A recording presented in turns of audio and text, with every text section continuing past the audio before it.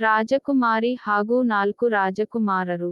ವಿಕ್ರಮಾದಿತ್ಯ ರಾಜನು ಅರಳಿ ಮರದಿಂದ ಬೇತಾಳವನ್ನು ಎಳೆದು ಹೆಗಲ ಮೇಲೆ ಹಾಕಿಕೊಂಡು ರಾಜಧಾನಿ ಕಡೆಗೆ ಹೆಜ್ಜೆ ಹಾಕಲು ಶುರು ಮಾಡುತ್ತಾನೆ. ಆಗ ಬೇತಾಳವು ಸುಮ್ಮನಿರದೆ, ವಿಕ್ರಮಾ, ನೀನೇಕೆ ಸುಮ್ಮನಿದ್ದೀಯಾ? ನಾನೊಂದು ಕಥೆಯನ್ನು ಹೇಳುತ್ತೇನೆ, ಸರಿಯಾಗಿ ಆಲಿಸು ಮತ್ತು ನನ್ನ ಪ್ರಶ್ನೆಗಳಿಗೆ ಸತ್ಯವಾದ ಉತ್ತರವನ್ನೇ ಹೇಳಬೇಕು ಎಂದು ಹೇಳುತ್ತಾ ಕಥೆ ಆರಂಭ ಮಾಡುತ್ತದೆ. ಉಜ್ಜಯಿನಿ ಎಂಬ ಊರಲ್ಲಿ ಅಲ್ಲಿಯ ಮಹಾರಾಜನಿಗೆ ಒಬ್ಬ ಮಗಳಿದ್ದಳು. ಅವಳ ಹೆಸರು ಚಂದ್ರವತಿ. ಅವಳು ತುಂಬಾ ಸುಂದರ ಚೆಲುವೆ ಆಗಿದ್ದಳು. ಅದರ ಜೊತೆಗೆ ತುಂಬಾ ಸೂಕ್ಷ್ಮಮತಿಯಾಗಿದ್ದಳು. ಹೀಗಾಗಿ ಅವಳನ್ನು ವಿವಾಹವಾಗಬೇಕು ಎಂಬುದು ಪ್ರತಿಯೊಬ್ಬ ನೆರೆಹೊರೆಯ ರಾಜಕುಮಾರರ ಬಯಕೆಯಾಗಿದ್ದು ತುದಿಗಾಲಲ್ಲಿ ನಿಂತಿದ್ದರು. ಪ್ರತಿಯೊಬ್ಬ ರಾಜಕುಮಾರರೂ ರಾಜಕುಮಾರಿಯನ್ನು ಮದುವೆಯಾಗಲು ಆಗಾಗ ಅರಮನೆಗೆ ಭೇಟಿಯಾಗುತ್ತಿದ್ದರು. ಒಮ್ಮೆ ಉಜ್ಜಯಿನಿ ಮಹಾರಾಜ ಸಭೆ ನಡೆಸುತ್ತಿದ್ದಾಗ ಆ ಆಸ್ಥಾನದಲ್ಲಿ ಅನೇಕ ರಾಜಕುಮಾರರು ಹಾಜರಿದ್ದರು. ಆಗ ಅಲ್ಲಿದ್ದ ಚೇರ ಸಾಮ್ರಾಜ್ಯದ ರಾಜಕುಮಾರನು ತನ್ನ ಬಗ್ಗೆ ಎಲ್ಲಾ ವಿವರವನ್ನು ನೀಡಿದನು ಹಾಗೂ ತಾನು ರಾಜಕುಮಾರಿ ಚಂದ್ರವತಿಯನ್ನು ವಿವಾಹವಾಗಬೇಕೆಂಬ ಆಕಾಂಕ್ಷೆಯನ್ನು ವ್ಯಕ್ತಪಡಿಸಿದನು.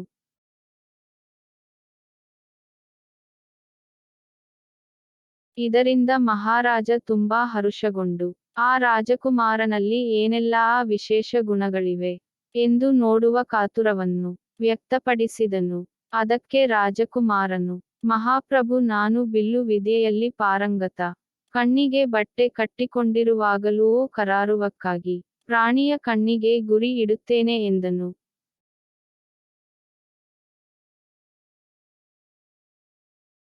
ಅದಕ್ಕೆ ಮಹಾರಾಜ, ಓಹ್, ಅದ್ಭುತ ಎಂದು ಹೇಳಿ ಅದಕ್ಕೆಲ್ಲ ಏರ್ಪಾಡು ಮಾಡುವಂತೆ ಆಜ್ಞೆಯನ್ನೂ ಸಹ ನೀಡುತ್ತಾನೆ ಹಾಗೂ ಮದುವೆಯ ವಿಚಾರದಲ್ಲಿ ತಕ್ಷಣ ನಿರ್ಧಾರಕ್ಕೆ ಬರಲು ತನಗೆ ಸಾಧ್ಯವಿಲ್ಲ, ಅದಕ್ಕಾಗಿ ವಿಷಾದಿಸುತ್ತೇನೆ, ರಾಜಕುಮಾರಿ ಜೊತೆ ಸಮಾಲೋಚನೆ ಮಾಡುತ್ತೇನೆ ಎಂದು ಹೇಳಿದ.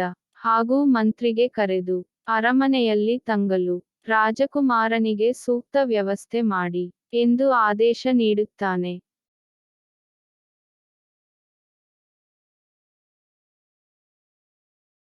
ಮಾರನೇ ದಿನ ಶ್ರಾವಸ್ತಿ ಸಾಮ್ರಾಜ್ಯದ ರಾಜಕುಮಾರನು ರಾಜನ ಆಸ್ಥಾನಕ್ಕೆ ಬಂದು ರಾಜಕುಮಾರಿ ಚಂದ್ರವತಿಯನ್ನು ವಿವಾಹವಾಗುವ ಪ್ರಸ್ತಾಪ ಮುಂದಿಟ್ಟನು. ತಾನು ಮಹಾನ್ ಪಂಡಿತ, ವೇದ ಉಪನಿಷತ್ತುಗಳಲ್ಲಿ ದಿಗ್ಗಜನೆಂದು ಹೇಳುತ್ತಾನೆ. ಆಗ ಮಹಾರಾಜನು ಈ ಎರಡನೇ ರಾಜಕುಮಾರನನ್ನು ಕೂಡ ಅರಮನೆಯ ವಿಶ್ರಾಂತಿ ಗೃಹದಲ್ಲಿ ತಂಗುವಂತೆ ವಿನಂತಿಸಿದ.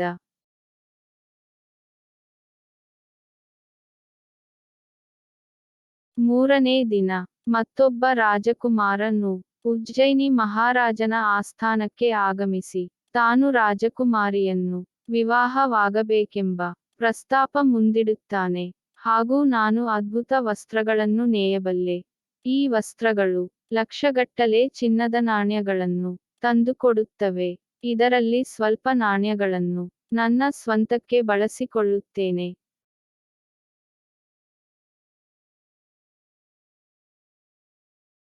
ಉಳಿದದ್ದನ್ನು ಬಡವರಲ್ಲಿ ಮತ್ತು ತುಂಬಾ ಅಗತ್ಯ ಇರುವವರಿಗೆ ಹಂಚುತ್ತೇನೆ ಎಂದನು.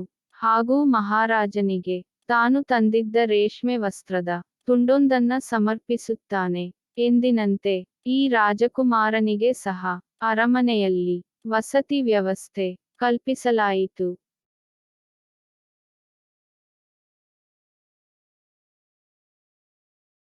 ಮತ್ತೆ ನಾಲ್ಕನೇ ದಿನ ವಾರಿ ಸಾಮ್ರಾಜ್ಯದ ರಾಜಕುಮಾರನು ಉಜ್ಜಯಿನಿ ಮಹಾರಾಜನ ಆಸ್ಥಾನಕ್ಕೆ ಬರುತ್ತಾನೆ. ತನಗೆ ಪ್ರಾಣಿ ಪಕ್ಷಿಗಳು ಏನು ಮಾತನಾಡಿಕೊಂಡರೂ ಅರ್ಥವಾಗುತ್ತದೆ. ಇದರಲ್ಲಿ ನಾನು ವಿಶೇಷ ಪರಿಣತಿ ಹೊಂದಿದ್ದೇನೆ ಎಂದು ಹೇಳಿಕೊಂಡು ರಾಜಕುಮಾರಿಯನ್ನು ತಾನು ಮದುವೆಯಾಗುವ ಬಯಕೆ ಇದೆ ಎಂಬ ಪ್ರಸ್ತಾಪ ಮಹಾರಾಜನ ಮುಂದೆ ಇಡುತ್ತಾನೆ.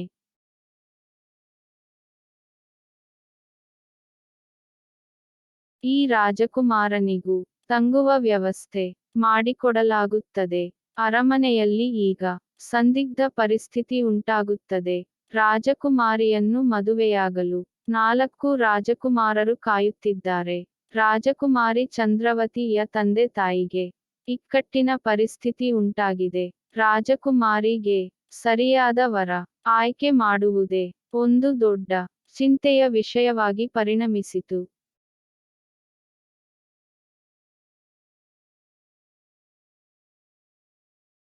ಒಂದು ದಿನ ಉಜ್ಜಯಿನಿ ಮಹಾರಾಜ ರಾಜಕುಮಾರಿಯ ಮದುವೆಯ ವಿಷಯದ ಬಗ್ಗೆ ಚರ್ಚೆ ಮಾಡಲು 4 ಜನ ರಾಜಕುಮಾರನನ್ನು ಕರೆಸಿ ಹಾಗೂ ರಾಜಕುಮಾರಿಗೂ ಕೂಡ ಬರಲು ಹೇಳುತ್ತಾರೆ.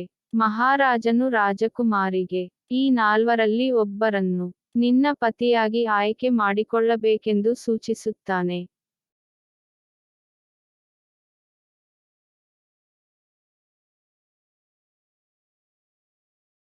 ಇಷ್ಟಕ್ಕೆ ಬೇತಾಳ ತನ್ನ ಕಥೆಯನ್ನು ನಿಲ್ಲಿಸುತ್ತದೆ. ವಿಕ್ರಮಾದಿತ್ಯನಿಗೆ ಈಗ ಹೇಳು, ಚಂದ್ರವತಿ ಯಾರನ್ನು ತನ್ನ ಪತಿಯಾಗಿ ಆಯ್ಕೆ ಮಾಡಿಕೊಳ್ಳುತ್ತಾಳೆಯೇ? ನನ್ನ ಪ್ರಶ್ನೆಗೆ ಸರಿಯಾಗಿ ಉತ್ತರ ಕೊಡು. ಇಲ್ಲವಾದಲ್ಲಿ ನಿನ್ನ ತಲೆ ನುಚ್ಚು ನೂರು ಮಾಡುತ್ತೇನೆ ಎಂದಿತು.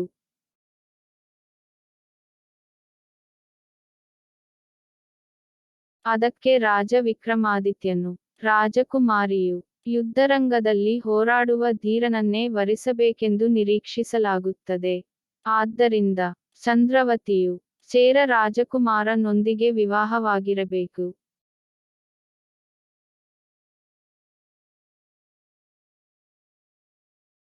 ಆಗ ಬೇತಾಳವು, ನಿನ್ನ ಉತ್ತರ ಸರಿಯಾಗಿದೆ.